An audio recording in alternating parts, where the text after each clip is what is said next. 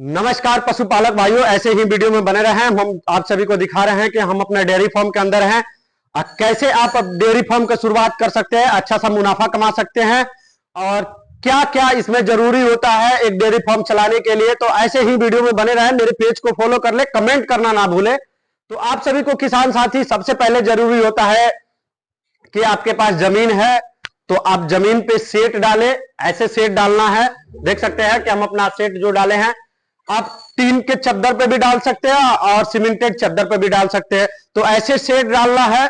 आपको कितना खर्च आएगा, तो इसमें मिनिमम आपको खर्च आता है 1 से 1.5 लाख रुपया आपको खर्च आता है।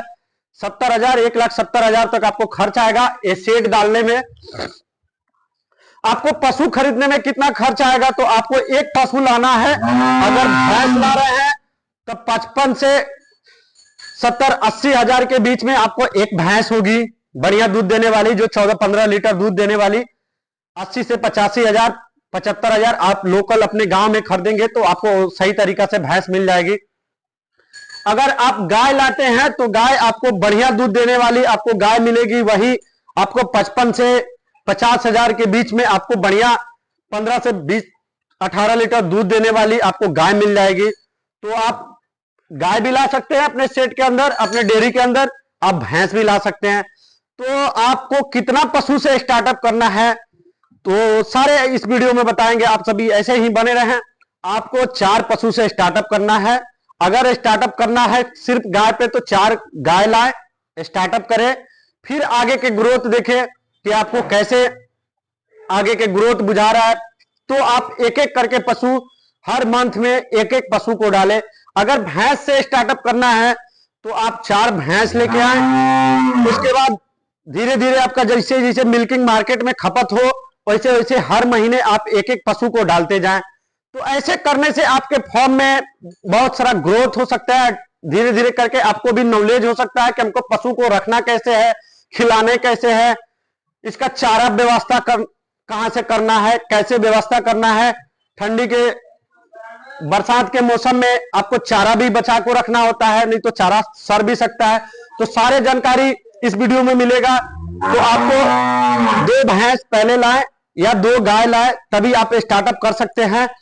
आपको मार्केट में दूध कैसे खपाना है, आप कितने रेट में आपको दूध जाएगा, तो आप पहले मार्केट में अपने देख ले कि क्या रेट में दूध मिल रहा है वहां। तभी आप एक एक करके, अगर कस्टमर बाई कस्टमर को दूध देना चाहते हैं, डोर टू डोर दूध देना चाहते हैं, तो डोर टू डोर अपना कस्टमर पकड़े तभी आपका दूध का खपत होगा।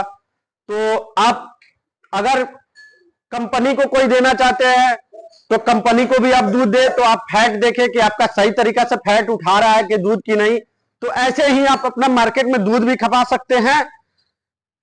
बात करते हैं इनको रख रखाव के। तो रख रखाव में इनको सबसे पहले तो जरूरी होता है कि आप डेयरी फार्म खोलना है तो आपको सूखा चारा का व्यवस्था जरूर करना होगा। सूखा चारा आप अपने लोकल शहर से भी खरीद सकते हैं, अगल बगल गांव से भी खरीद सकते हैं। तो जहां भी आपको सूखा चारा मिले आप खरीद के अपने पशु के लिए स्टॉक करना होता है। एक डेयरी फार्म चालक के लिए सबसे जरूरी महत्वपूर्ण चीज होता है सूखा चारा। आपको सूखा चारा कहीं से भी आपको व्यवस्था करना है अपने पशु के लिए। आप अगर डेयरी फार्म चलाना है तो सबसे ज्यादा जरूरी सूखा चारा ही उसमें मायने रखता है। आप तो पशु कहीं से भी खरीद लाइएगा, मगर आपके पास अगर सूखा चारा घट जा रहा है तो आपको सीजन बाई कहीं नहीं मिल सकता है। तो इसलिए अपने डेयरी फार्म में सही तरीका से अगर डेयरी फार्म को चलाना है तो सूखा चारा का स्टॉक करना सबसे ज्यादा जरूरी होता है। तो आप अपने पशु को रखने के लिए, अगर डेयरी चलाने के लिए, तो आपको सूखा चारा सबसे ज्यादा जरूरी होता है। तो सूखा चारा का अपना व्यवस्था करें। आपके पास बात करते हैं हरा चारा। पशु के लिए हरा चारा कितना महत्वपूर्ण होता है, तो हरा चारा एक डेयरी फार्म चलाने के लिए हरा चारा भी बहुत ज्यादा जरूरी होता है। तो आप हरा चारा भी अपने जो खेत है उसमें हरा चारा लगा सकते हैं। आप हरा चारा अपने पशु को जब दीजिएगा तो मिल्क भी सही निकलता है, आपके पशु भी स्वस्थ रहेंगे, आपके पशु का फैट भी सही रहेगा। तो आप हरा चारा जरूरी होता है पशु के लिए, तो आप हरा चारा का भी व्यवस्था करें।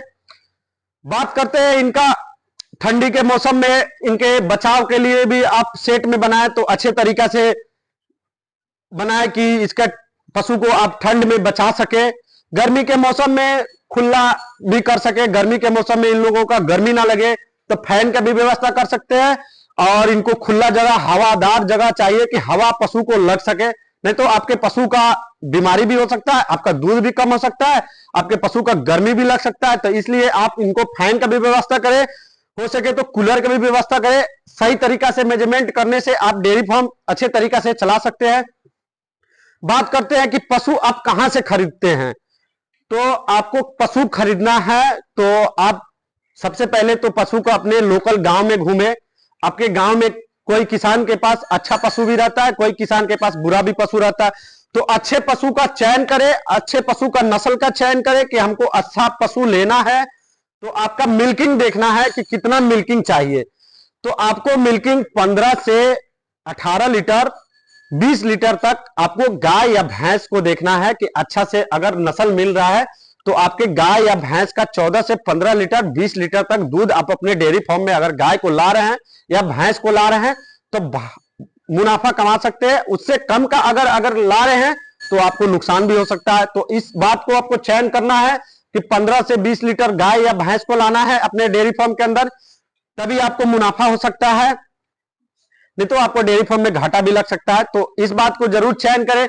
बात करना है कि आपके पशु को देखना कैसे है मिल्क निकालते समय, कि आप पशु को मिल्क, तो आपको जहां किसान से भी गाय खरीदना है या भैंस खरीदना है, आप मिल्क 3 टाइम निकाले, सुबह शाम फिर सुबह। तो सुबह आप अपने पशु को खरीद के लेके आए, तभी आपको पशु में आप नुकसान नहीं हो सकते हैं, आपके डेयरी फार्म में नुकसान नहीं हो सकता है। आप एक बार में मिल्किंग करा के अगर अपने पशु को लेके आ रहे हैं तो आपको भारी नुकसान हो सकता है। आपको मिल्किंग घर पे लाने पे आपके पशु का मिल्क कम हो जाएगा। तो ऐसे ध्यान रखें इस बात को कि कहीं से भी पशु खरीदें तो इस बात को ध्यान रखें कि 3 बार मिल्किंग कराना है, सही नस्ल का चयन करना है, मिल्किंग देखना है, मिल्किंग रिकॉर्ड कितना है पशु का। तो ऐसे आपको ध्यान रखने से आपके डेयरी फार्म में नुकसान नहीं हो सकता है।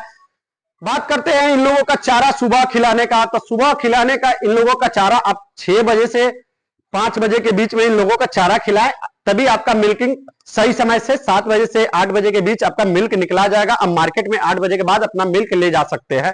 तो समय आपको 5 से 6 7 बजे तक मिल्क रेडी हो जाना चाहिए आपके पशु का निकाल कर, तभी आप मार्केट में मिल्क को ले जा सकते हैं। बात करते हैं शाम का मिल्किंग के समय। तो शाम का मिल्किंग के समय आप 3 बजे से अपने पशु को चारा खिलाएं और 4:30 के बाद आप अपने पशु का मिल्क निकाल सकते हैं, तभी आप